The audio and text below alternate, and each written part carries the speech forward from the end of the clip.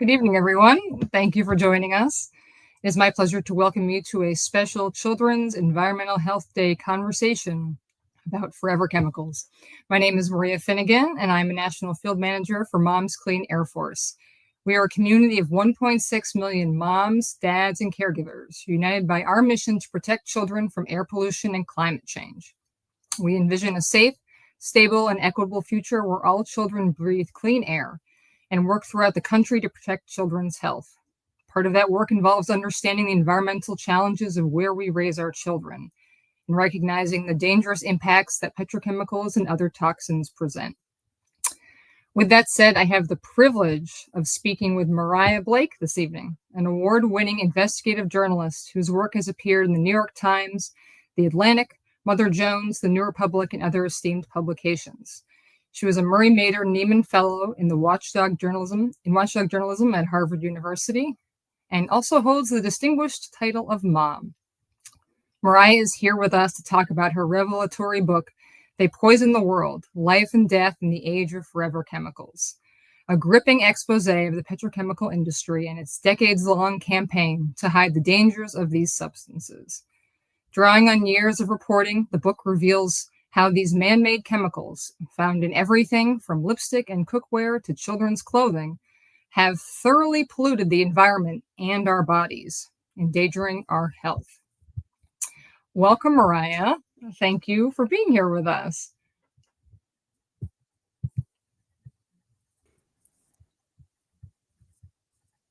Should I say that again? It's my pleasure. I'm delighted to be here. Yeah, go ahead. Can you hear me? I can hear you. Can you hear me? Fabulous. Oh, I'm sorry. I was just saying I was thanking you for being here and welcoming you. Yeah. It's my pleasure. I'm delighted to be here.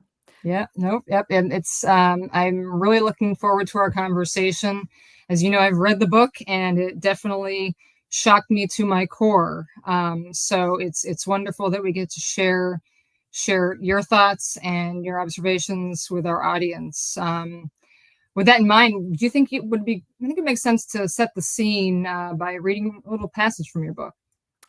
Yeah, absolutely. So a little background for everyone about how I came to write this book. So I first became interested in toxic chemicals when I was pregnant with my son back in 2010.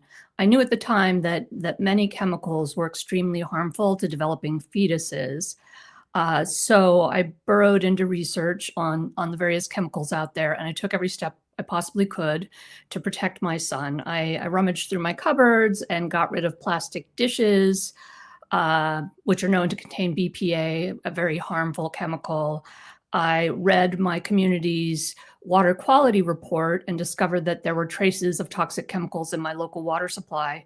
Now, mind you, I live in Washington, D.C., so I ordered bottled water delivery. And for the next several years, I used that bottled water for everything. I made my child's baby cereal with it. I filled his stainless steel sippy cup with it. And then around the time my son turned 3, something began to happen. And that's what this passage is about.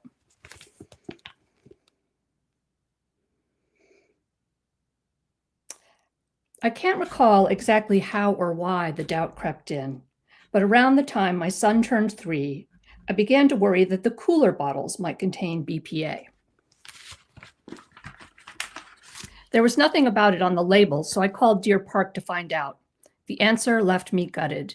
In my effort to protect my son, I had exposed him to a substance that might already have sown the seeds of disease in his body. I found myself wondering why a dangerous chemical like BPA was even allowed in water bottles. Doing some more reading, I came across a deeply troubling study that had recently appeared in a major scientific journal. The authors had analyzed hundreds of BPA-free plastic food containers and packaging and found that almost all of them leached chemicals with the very same properties that made BPA so harmful. They alter the levels of the hormone estrogen in our bodies. Strikingly, a leading U.S. plastic manufacturer whose BPA-free products had become a staple for health-conscious brands like Nalgene and Whole Foods had sued to block the researchers from publicizing their findings. My interest was piqued. Delving into the court record, I unearthed something even more sinister. It turned out the plastics industry was well aware that many products marketed as safe, BPA-free alternatives actually release other damaging chemicals.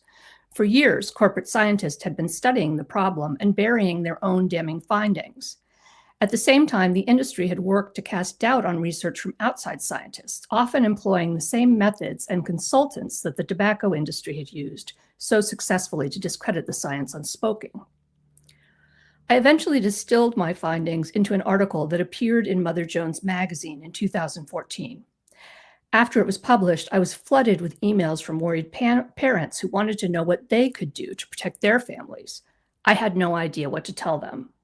Under our current regulatory system, manufacturers don't have to disclose which chemicals they're using, much less test those chemicals for safety, meaning that in a world overflowing with synthetic materials,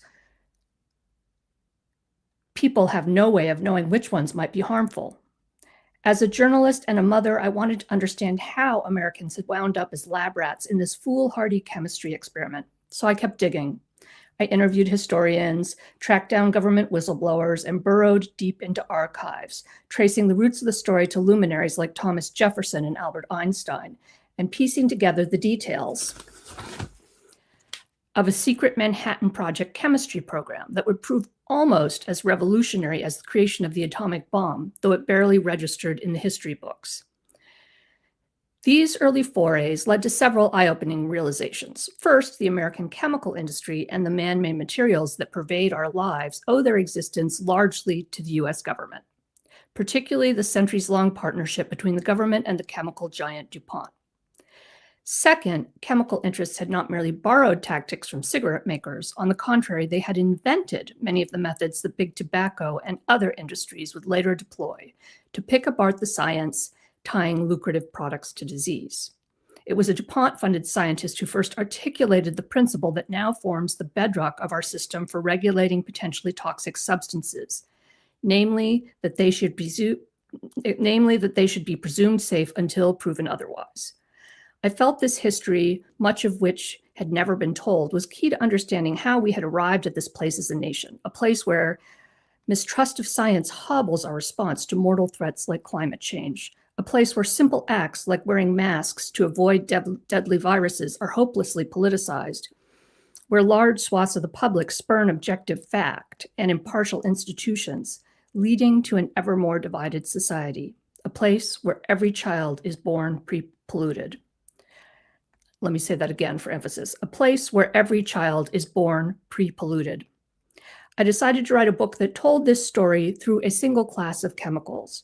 Known as per- and polyfluoroalkyl substances, or PFAS, they offer a particularly potent illustration of both the promise and peril of synthetic materials. Oh, thank you, Mariah. I mean, not only is that just the perfect setup for the entire book, but it just reminds me of how I felt when I first read that, and it was my experience. You're excited, you're going to have a baby, and then you realize just, you start to understand everything you take in is something that your baby also will be taking in. And I had the same experience with the BPA and the plastics. So I think many parents have had that experience, and I'm guessing many parents who are viewing this now have had that experience. Yeah.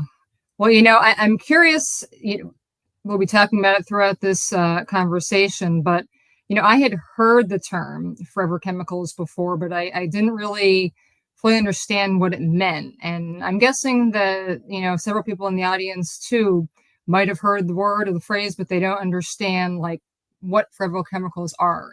Can you start out by telling us more about them?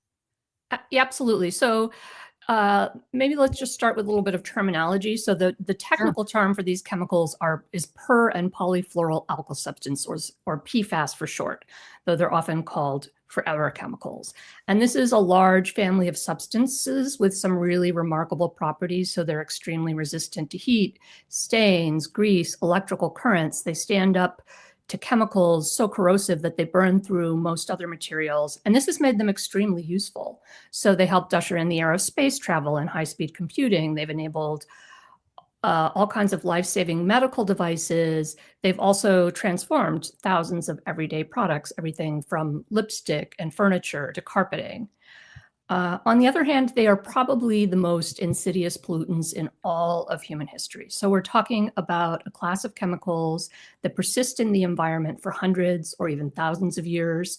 And in fact, I came across one document in my research, an internal industry document, that suggested some of them have half-lives of up to a million years. So that is way longer than plutonium. We're talking about a time scale that's more akin to nuclear waste. Those that have been studied are highly toxic, even in the most minuscule of doses, and they are literally polluting the entire planet, including human blood and ecosystems in the remotest parts of the world. And I know Maria and I have talked about the fact that a lot of people right now are preoccupied with microplastics and the fact that we have microplastics in our brain and that there's microplastics in the deepest parts of the ocean. Well, these chemicals are all of the places that we find microplastics. They're arguably even more ubiquitous. But while the evidence tying microplastics to disease is still fledgling, the evidence tying these chemicals to disease is very robust. So much stronger than with microplastics. Starting out strong, a little scared there. Well, thank you. That's very helpful to understand, as we said, like early on, trying to make the connection between microplastics we hear a lot about and these chemicals and how they're connected. I'm curious, like, do you know, how are they made? How are they making these chemicals? Well, I mean, they're made in a lab, like all chemicals. All chemicals are basically made from a handful of fossil fuel byproducts. But the thing that distinguishes them from other chemicals, so most chemicals involve a combination of carbon and hydrogen, and these ones are made from a combination of carbon and fluorine, which together form the strongest bond in chemistry. So, and that is why they are so useful and also why they are so problematic, why they don't break down. Right. Okay. Well, then how did you first learn about them? So during this period that I talked about earlier, where I was obsessively researching chemicals, I began stumbling on all kinds of things. And I wrote a series of investigative articles on the chemical industry and the health effects of chemicals. And while I was reporting one of those stories, I happened to stumble across a lawsuit that a family of West Virginia farmers had filed against DuPont. So in the 1980s, DuPont had bought some of these farmers' acreage for a landfill. And after that, the cows on this family's farm started sprouting tumors, vomiting blood, and pretty soon the cows were dying faster than the family could bury them. And family members were falling ill and having to be hospitalized with mysterious chemical burns, breathing problems. There were all kinds of issues. So the family was convinced the landfill was to blame, and they filed suit against DuPont. And their case wound up exposing this breathtaking cover-up involving a certain forever chemical known as PFOA that is used to make Teflon. So DuPont had a plant in the area that made Teflon. And so this case, before this case, no one really outside of industry knew these chemicals existed. Not regulators, not independent scientists, certainly not the public. And so I wrote a story about this family and their case and some of the things that followed their case, but it left me with a lot of questions. And the primary question was, how was this allowed to happen?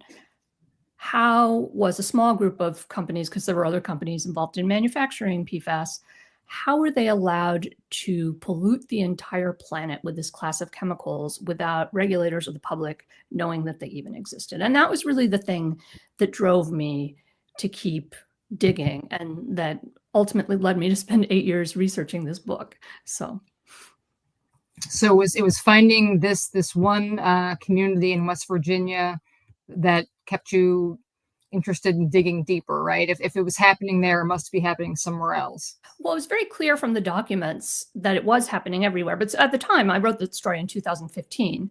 And so nobody had heard of this class of chemicals. It was my article was one of the first two major stories to appear in the national media about these chemicals. The other one was published by Sharon Lerner of The Intercept the very same month. So But it was clear from the documents in the case that these chemicals were in the blood of every person on the planet, that they were in drinking water supplies all over the country, that they were probably in our food supply, but nobody was talking about them. So I felt like and I knew there was more to the story. I mean, I spent a few months on that particular article, but it was just clear that there was this vast cover-up that really nobody had really dug into, other than the lawyer for the farmers, Rob Bilott, whose story has since been made into the film Dark Waters, but nobody knew his name at the time either. So, I mean, it's just when you think about how many true crime and conspiracy type shows there are out there, like this book, this case, over and over again, reading through it, it was like an unfolding, conspiracy crime podcast, listening to, but just reading it. And, I lost track of time, how often I was shocked reading your book, like how angry I found myself at various points. It's hard to comprehend how these chemicals were created and used without the public's knowledge. One of the things I want to know is, how did they develop them in secret, without anybody knowing this was happening? That's a really interesting story. And this isn't really out there, but they were ensconced in secrecy from the very beginning. So these chemicals were developed by the US government as part of the top secret Manhattan Project. And the reason they were needed was for uranium enrichment. So uranium enrichment involved this highly corrosive chemical that burned through everything, including stainless steel. And the US government determined that the only thing that could contain this chemical were what were then known as fluorocarbons. So chemicals that, as I mentioned before, involve fluorine and carbon, that extra strong bond.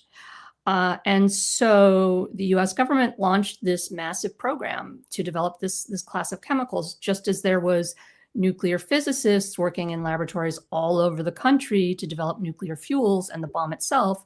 There were chemists all over the country working to develop fluorocarbons, or PFAS as we now know them. And it was clear from the very beginning that this was dangerous chemistry. So DuPont actually was the one that mass produced them for the Manhattan Project. It did so in a plant in New Jersey. And the employees who worked at that plant were constantly being hospitalized for all kinds of issues, including breathing problems. Their explosions and fires at the plant were commonplace. But it wasn't just workers at the plant who were affected, farmers. And farmers are a thread that runs through this story, you'll notice, by the way. Farmers downwind the plant began to complain in 1943 that their peach crops were burning up, that their cows were so crippled they couldn't stand. They had to graze by crawling on their bellies. And sometimes farmers who ate the produce they picked vomited through the night. So they began to complain. And these complaints alarmed Manhattan Project officials. They feared that the farmers would sue, that it would compromise the secrecy of the project and potentially open the US government and its contractors up to massive liability. So they began secretly studying the health effects of these chemicals in the 1940s. And they had discovered as early as 1947 that they were highly toxic and that they were accumulating in human blood. But they suppressed that information, and they continued to withhold that information even after all other Manhattan Project materials with no bearing on national security were made public. That just made me think about how at the beginning of the book we're introduced to the DuPont family and how far back they go. Yeah. Right. In American history, you said Thomas Jefferson, and it's true. Like, you laid out the connection. This family has been, a part of our country's history from basically the beginning up until now. And, they're the ones who first, I feel like, set the stage for kind of skirting some of these regulations and rules and just kind of burying things under the rug. And that just continues throughout the whole development of these chemicals into, from something that's a part of the Manhattan Project into what our clothing, our kids' clothing. And that's my question for you.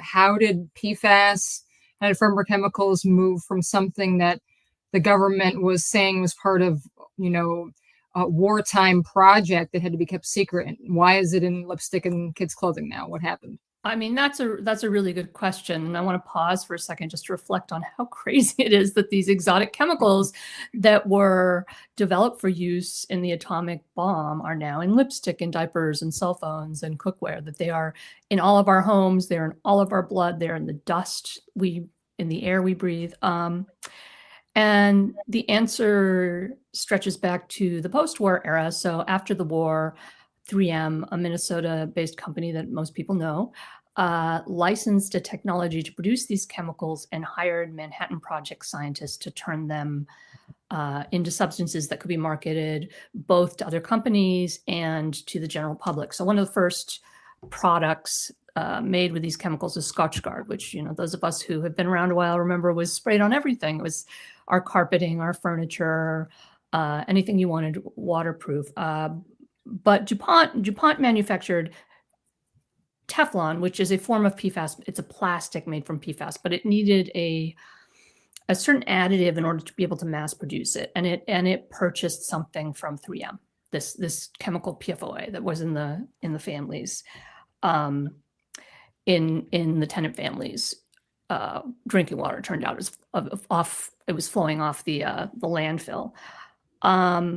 But so 3M began manufacturing these chemicals and marketing them to all different kinds of industries, and they quickly found their way into all kinds of products, thousands and thousands of products. Now, 3M also knew, just like the US government also knew pretty early on, that these chemicals were dangerous, and so did DuPont, which was the other main manufacturer of them. So they knew as early as the 1960s that these chemicals were toxic. I think more importantly, though, and this is the one that I just struggled to wrap my head around, they knew as early as the 1970s that they were in the blood of people all around this country. So they knew that they were in the blood of Americans, even in areas where there was no known source, no manufacturing, these chemicals are used in firefighting foam. So no military bases or airports that use the firefighting foam. And they eventually discovered that this was true all over the world. So 3M looked at thousands of blood samples from everywhere, including remote rural China. They looked at archived samples from past medical studies. The only blood they could find that didn't contain these chemicals were archived samples that were collected from Korean war vets before 1952. So before these chemicals went into wide-scale production, and this was, in the 80s and 90s, they knew this. They knew that basically every single person on the planet was walking around with these chemicals in their blood. Now, understandably, the blood data set off some alarm bells inside these companies, and they began intensively studying their health and environmental effects. They knew very early on that they didn't break down. And that is the thing that separates these chemicals from other toxic chemicals. They're just how long they persist in the environment. That's what makes them, part of what makes them so dangerous. They also discovered that they have a devastating effect on lab animals. So in one case, 3M tested a certain PFAS on monkeys, which it chose because they're biologically more similar to humans than lab rats. All of the monkeys died. This was in 1978. Around the same time, DuPont and 3M began looking at their effect on workers. And they found that these chemicals were associated with all kinds of diseases: kidney cancer, leukemia, organ damage, dramatic drops in testosterone among men. The list goes on and on. But I think the most alarming of all was the link to birth defects. So at some point, 3M had conducted a study that found that prenatal exposure, and this is another thread that sort of will run through this conversation, prenatal exposure to the chemical PFOA, which is the chemical used to make Teflon, resulted in birth defects, so facial deformities in the eyes of rats who had been exposed in utero. Now, DuPont wanted to know if the same was true of its workers, so it launched what it called a pregnancy outcome study. And as part of this program, it monitored the pregnancies of female workers. It had them fill out questionnaires about their menstrual cycles, about the health of their children. And this is specifically women who worked in Teflon. So, and in fact, it turned out 2 of 7 women who gave birth during the course of the program gave birth to children with serious facial defects, very similar to ones found in rats. So now DuPont had concluded earlier, before the study was even conducted, this rate, if it had determined that if there was more than one, it was probably causal. So they determined that the birth defects were most likely caused by the chemical. However, rather than inform workers or regulators, DuPont simply canceled the study and continued exposing pregnant workers to these chemicals. And I think perhaps more importantly, by this time, it was very clear that these chemicals were getting in the water around plants where they were used. So DuPont had been monitoring the drinking water around its plant in West Virginia, which is where the tenants lived. And it knew that the entire community was drinking water that was polluted with PFOA and with PFOA at levels that were above its own safety standards. And there were very simple steps it could have taken to reduce its emissions, but it opted not to do so for financial reasons. And this is variations of this decision-making process played out again and again. And that is why we all have these chemicals in our blood today. So at this point, I'd like to just share with the audience that there is some good news coming. It's a lot to take in. And, for me personally, I had to take breaks from reading the book because when you're, when all of this hits you at once, it's a lot. But what's really great about this story and the story of PFAS forever chemicals is that the tide is turning and people are taking action. So we will get to that. But I think what would be a great thing to talk about now a little bit is, how people are being exposed to PFAS today. If it's in our bodies now, where are we encountering it in our daily lives? I think we have a graphic to help people digest this. Hey. There it is. So there are a variety of ways people are exposed to these chemicals. They are in the drinking water all over this country. So as of today, more than half of Americans are known to be drinking water that's contaminated with these chemicals. They are also in our food supply. And in fact, food is the #1 source of exposure for most people. But another very common route of exposure is consumer goods. So these chemicals are in countless household products, cookware, dental floss, clothing, makeup, microwave popcorn bags, basically anything stain-proof, waterproof, grease-resistant. And you'll see on this graphic, there's a little square for firefighting foam. That is actually one major source of PFAS contamination. So there's a type of firefighting foam that's made from PFAS and that has been used basically on every military base, airport, and fire station since the 1960s. So those are the main way that people are exposed. And then there are sort of echo effects in the environment. So it's in household dust, it's in the dust in daycare centers. It's, the chemicals are in seafoam because they are so abundant in the environment. But really drinking water, food, and consumer products are the main way most people are exposed. And I think probably some of the parents have noticed water repellent clothing on there, because that's one of the things that I identified. My son is started an outdoor preschool, and he's outside a lot at school now. So he's always wearing rain gear. And I started to understand that was an exposure point. It is. Now, there are companies that are developing PFAS-free waterproof clothing. And I think if you just do your research, you can find which brands are safe. But if they aren't advertised as PFAS-free, they almost certainly have PFAS in them. Well, what are some of the health effects for being exposed to these chemicals? There's a long list of them, and I think we have another graphic for this one. But they're associated with a long list of health problems, including cancer, thyroid disease, liver damage, fertility problems, pregnancy-induced hypertension, which is a life-threatening condition for both the mother and the fetus. It's associated with a specific inflammatory bowel disease known as ulcerative colitis. So, and by it, I mean this class of chemicals.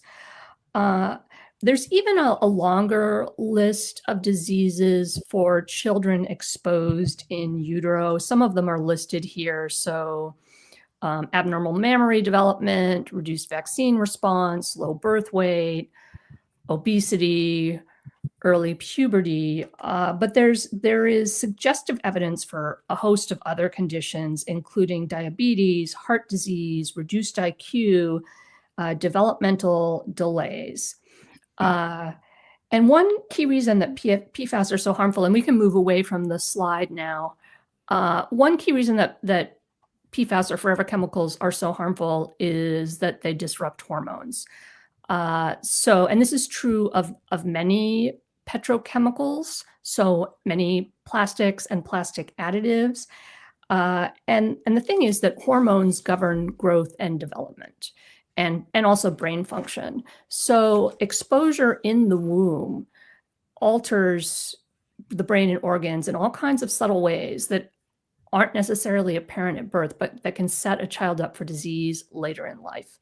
And the list is very long because it can affect almost every bodily system depending on the stage of exposure. So that's why you have, things like diabetes and heart disease and obesity and cancer and reduced sperm count. So this is, PFAS are part of a broader problem, which is hormone or endocrine disruption and many chemicals that we are exposed to on a daily basis are hormone disruptors. And in plastics specifically, that is the case. And that is really the main reason that microplastics are so harmful. At least as far as we know, the data is recent, but the data on microplastic is developing, but the data on the chemicals in plastic is very robust. So we know that many of these chemicals are associated with serious diseases. And on a population level, the evidence is strong that they are a factor driving certain negative public health trends, including, increasing rates of obesity. They're a key factor behind plummeting sperm counts. So sperm counts in Western countries have declined by, I think it's 60% since the 1970s. Scientists who study the phenomena, there's no disagreement among them about what causes this. It's hormone disrupting chemicals. And so that's something I always like to raise with parents, because that's something that I didn't understand until after my son was born, and I would have made some different choices if I had known earlier. I mean, this is why, Mom's Clean Air Force really focusing on petrochemicals, focusing on plastics. And it's exactly what you said. It's the chemicals that are leaching out of these products that are in everything we use in our daily lives. And for us, it's also, how these chemicals are produced and what kind of toxins are put into the air and the water around them, just in producing them. And from the beginning to the end point, and there's no real end point for them because they don't disappear, right? But they are toxic and they're impacting us every step of the way. And the endocrine disruption, like you said, there are just so many problems that's causing. It's really hard to process. Yes. Yeah. Well, it's a tough one, but it's an important one for parents to understand. And it's, right.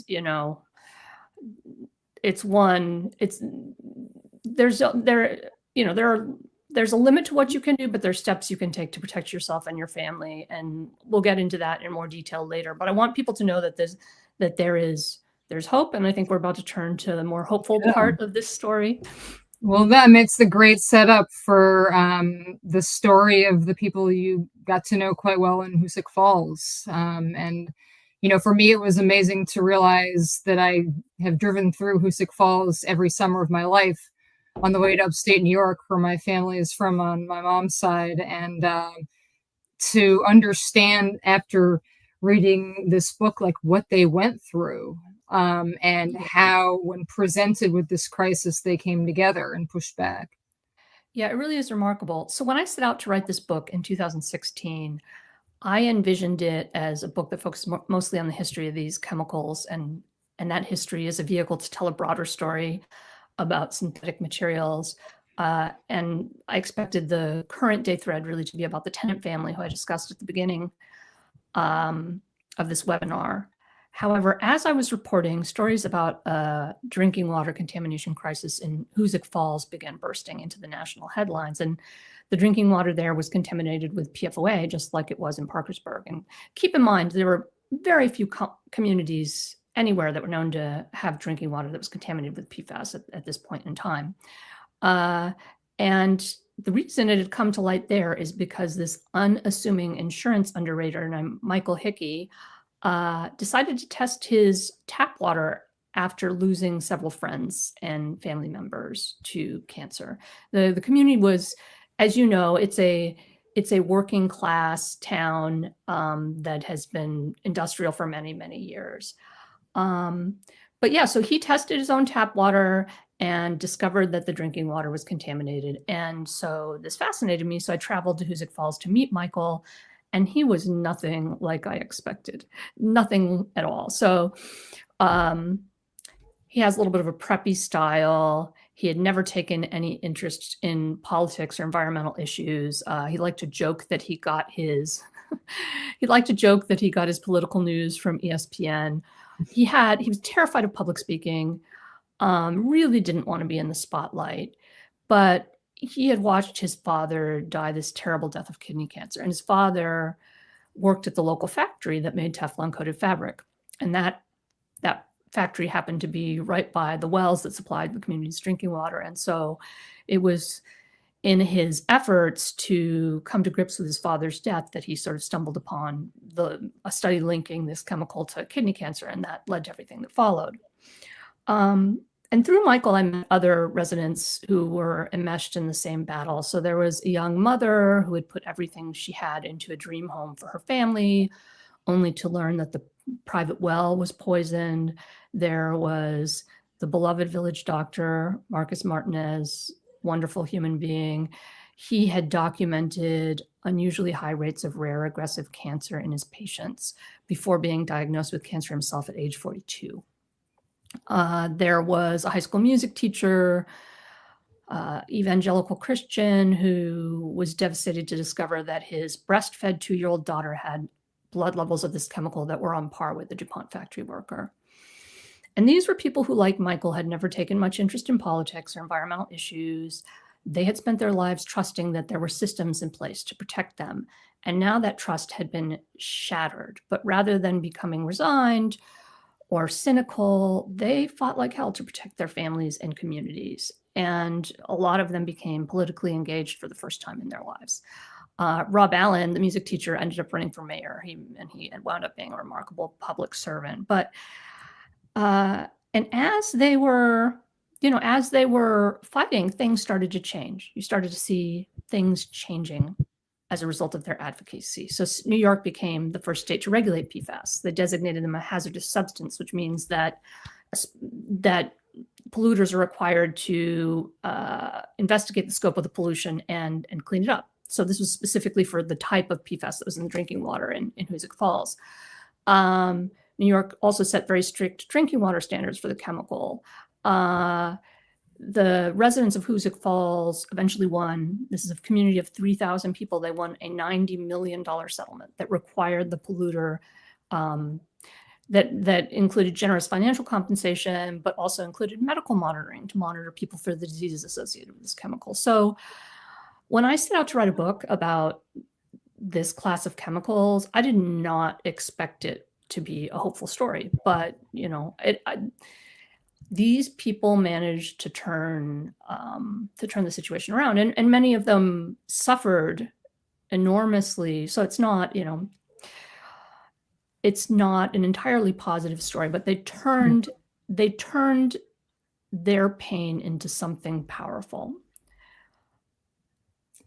I mean, it was, thankfully, that was the way it turned, because it was, a hard story to read about. There was so much suffering in that town, but in spite of it, the community really pushed back, and it did give me hope. But I'm curious, like, so if that happened in one little community, how are people across the country pushing back against PFAS and forever chemicals? Yeah, I mean, that is perhaps the most remarkable part of what happened. So as I was following the events in Hoosick Falls, tens of millions of Americans began learning their drinking water was contaminated with PFAS, partially as a result of what happened in Hoosick Falls.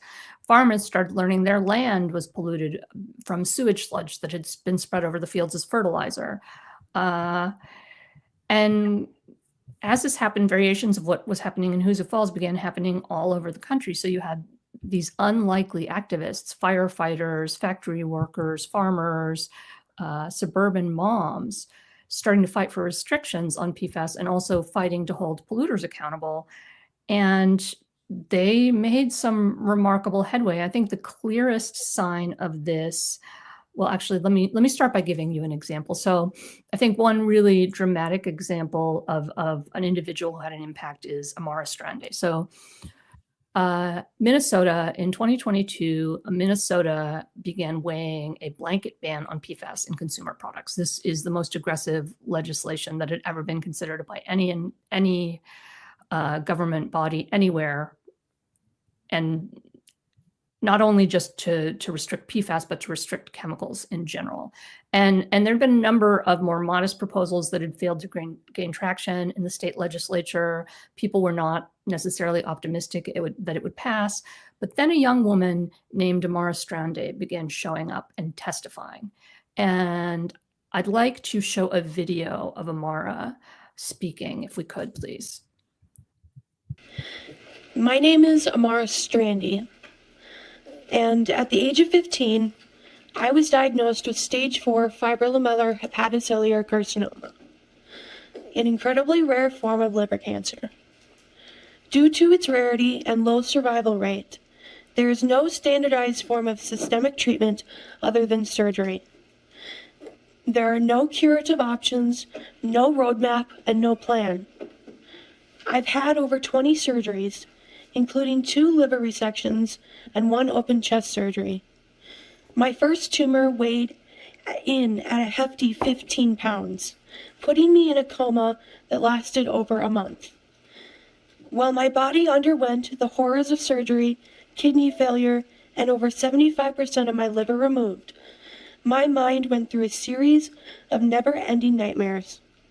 I experienced PTSD, and I'm haunted by scars on my body that total more than 4 feet. Now, at the age of 20, 2022 was the year my cancer became unstoppable. Last spring, I learned that all 4 tumors removed from a previous surgery grew back, now worse than ever before. The tumor in the right arm brachial plexus grew back, wrapping around the upper right side of my chest, fracturing my first and third rib, with additional tumors grown next to my heart. The pain in my right hand is excruciating, and little can be done to subside it. I can no longer move my right arm, hand, and fingers. I can no longer braid my hair or play the piano as I once could. They can't do surgery this time. There are no more treatments to try. My life is a product of toxins. I was exposed to these harmful chemicals through no fault of my own, and as a result, I will die with this cancer. So I should note that Minnesota is home to 3M, which is the world's largest manufacturer of PFAS, and that Amara Strande grew up on the largest plume of PFAS drinking water contamination in the world, and that the high school she attends, Tartan High School, an extraordinarily large number of students there have developed cancer. So unfortunately, Amara didn't live to see the outcome of her advocacy. She died just shy of her 21st birthday. But a few weeks later, Minnesota passed the most aggressive PFAS legislation in the world. and that they named it Amara's Law. So a tribute to how her advocacy shaped this legislation. Her story is unique. I mean, there are no other stories exactly like it, but variations of what happened in Minnesota are happening in states everywhere. So I'll just give you some statistics to drive home just what is happening legislatively on the state level. So far, 30 U.S. states have passed a total of at least 200 bills restricting PFAS, including at least 16 full or partial bans of the entire class of chemicals in consumer products or various kinds of products. This is a sea change. That's not how we regulate chemicals in this country. We normally regulate them one by one. And interestingly, this trend has only accelerated since Donald Trump took office. So there are at least 250 additional bills in the pipeline, and even deep red states are weighing crackdown. So states like you can see Oklahoma, Montana, Texas. And that speaks to the bipartisan nature of this issue. And I think we can move away. We can move to the next slide now. So in addition, more than 15,000 lawsuits have been filed against manufacturers, many of them by individuals, though they've also been brought by states, cities, and water district. And as a result of these two factors, you have large swaths of the economy voluntarily migrating away from PFAS. So 3M, the world's largest manufacturer of these chemicals, is going to phase them out by the end of this year, which is huge. 40 major retail chains with more than $2 trillion in combined annual sales have a pledge to remove them. There's some logos. So have pledged to remove or radically reduce them in their products and packaging. So we're talking huge corporations. And I think all of this is moving us closer to turning off the tap on these chemicals way faster than would happen with regulation. So, because regulation moves slowly and markets move fast, and the markets are moving. And that hasn't changed since Trump took office. So that's the good news. I hope everybody feels a little more optimistic after hearing some of that information. I mean, learning all the places that it was showing up in my life, and then seeing a lot of the brands that I recognize that have vowed to move away from it. It makes me feel a little bit better. And, when my little pushback was, I would call or write on the chat to different companies when I was trying to find my son some PFAS free or, PFC free clothing to go outside. And I'd say, oh, does this have PFAS or PFAS? I was trying to push them from my end. So you're right. Just in this last year, different brands have really made that commitment. So there is... Well, I would say that in the right direction. Consumer concern is really a major factor, right? So, I mean, what happens with these bans is that consumer brands have to go through their entire product line and figure out where PFAS and justify its continued use if it's essential. So once that information is out there, it's a huge PR liability. And that's part of the reason that all of these brands are moving away from these chemicals. So my point is that all of us as individual consumers can make a difference. Well, that's a great segue to, I've been watching the questions coming in, and a lot of them have been saying, along the lines of, how do we step away from petrochemicals? How do we stop using them? How do we get forever chemicals out of our lives? And I know we have parents on here and also members of the general public who are wondering, like, how do we protect our families, protect ourselves from some of this exposure?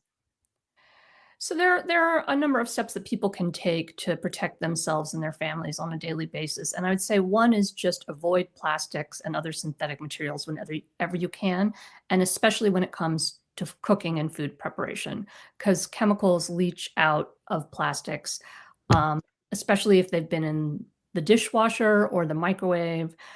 So just avoid plastics whenever possible, and do not put plastics in the microwave. And I would also advise people to avoid microwave popcorn because the bags are known to contain high levels of PFAS. Another step people can take is try to avoid highly processed foods or fast foods because the packaging often contains PFAS or other toxic chemicals. This is a challenge, but try to stay on top of household dust because these chemicals accumulate in dust and that can increase our exposure.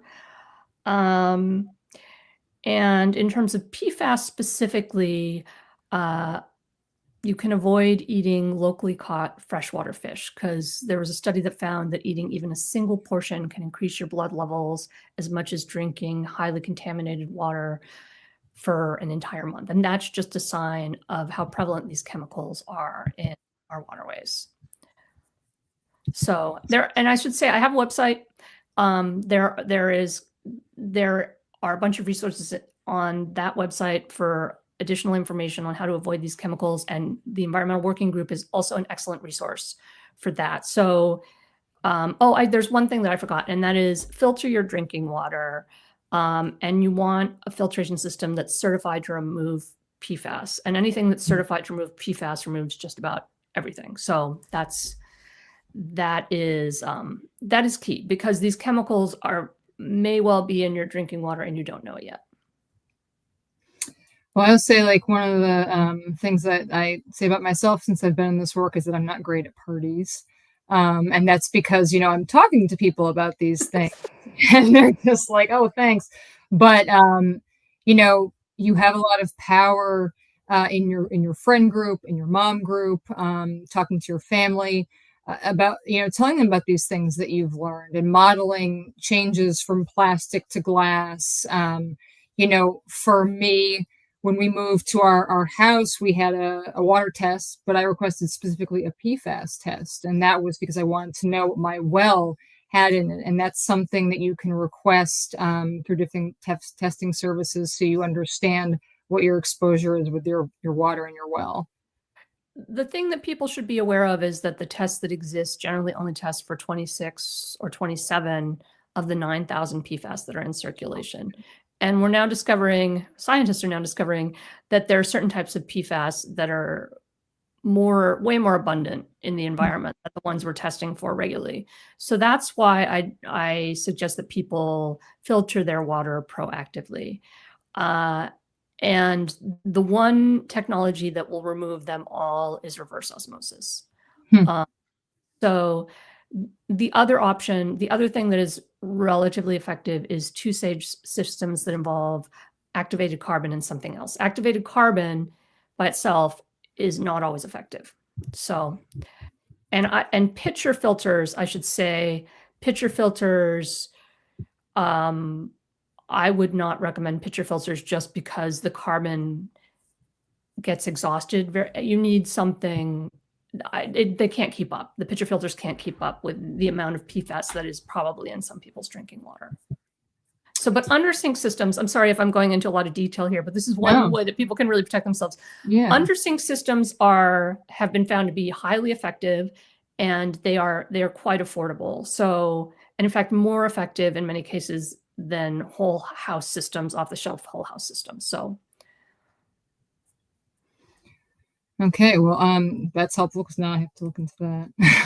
we got the test and we have the filters, but maybe there's an opportunity for me to do a little bit more. But I want to say, recognizing that we're coming up on time, I want to make sure that we address TSCA, the TSCA regulations that are being threatened right now by the EPA. Would it be possible for you to explain what you know about them, and we can get a little more into what change is being threatened?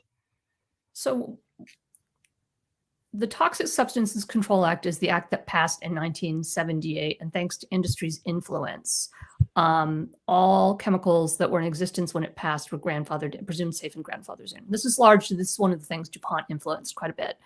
And even new chemicals didn't have to be tested for safety under most circumstances, which is why the vast majority of the 80,000 chemicals in circulation today have never undergone any form of safety testing. And that one is one that really shocked me when I first discovered it. That's crazy. Now, there was widespread bipartisan support for overhauling this law. And in fact, in 2016, Congress passed a bill that reformed TSCA so that all existing chemicals had to be tested for safety, and new chemicals on the market had to be tested for safety. So that passed just before Trump took office. Trump, during his first administration, began working to weaken this reform bill, so to take some of the teeth out of the new testing requirements. And that work has continued under the current administration. So we have a common sense bill in place that would require chemicals that are coming on the market to be tested for safety, require the chemicals that we are exposed to every day to be tested for safety. And that is under threat by the Trump administration right now. And so, the bill requiring this additional testing passed with almost unanimous support in the Senate. It enjoys a huge support among the public, but I think it's getting lost among, there's the fire hose of information that we're all exposed to every day. So it's not getting the attention it deserves. And I think people who would be outraged to know that this administration is rolling back efforts to test chemicals for safety just maybe aren't even aware of it. So it's something that I recommend people read up on. And I think Moms is doing some advocacy around that. So yeah, thank you. I mean, there are so many things, to your point, with the fire hose that are happening right now. It's hard for anyone, who's trying to keep up. And you're exactly right. Things are getting buried. For people who are listening, who are new to Moms, this is a lot of what we do. We have both rapid response pushback to things that we know are going to threaten our children and our health. So we have a petition for TSCA, and at the end of this webinar, we'll be putting that up. And that's one way that you can, take action today. And it may seem like just a small thing to do, but it does make an impact to have your voice heard. And that's something that Mariah has touched on throughout this great conversation, is that pushing back, voicing your concerns, speaking up does make a difference. So at the end of this, in just a minute or two, we'll have a QR code up that you can scan with your phone, and it will send you right to a quick petition to tell EPA Administrator Lee Zeldin, like this, we don't want this. Push back, say no. And if you're not new to Moms, that's our deal. If you are, please go to our website and join us as a member. We need you. We need your voices throughout the country to push back against a lot of these ridiculous changes they're proposing. And hearing from you and what's important is why we get incredible people like Mariah to join us and talk about her findings and share this information with as many people as we can, because it really is important to protecting our health, understanding the toxins that are out there. So Mariah, thank you. Thank you from me, because this has been an amazing journey for me to learn all these things as a mother. And thank you from everybody, I'm just guessing, who has joined us, and definitely thank you from the team at Moms. Well, thank you all for tuning in. Other parents is one of the groups I want to reach most. So I'm really grateful for this opportunity, and thank you all. And thank you, Maria. That was a fantastic conversation. Thank you. And thanks, everyone. You will see the code coming up. Thank you.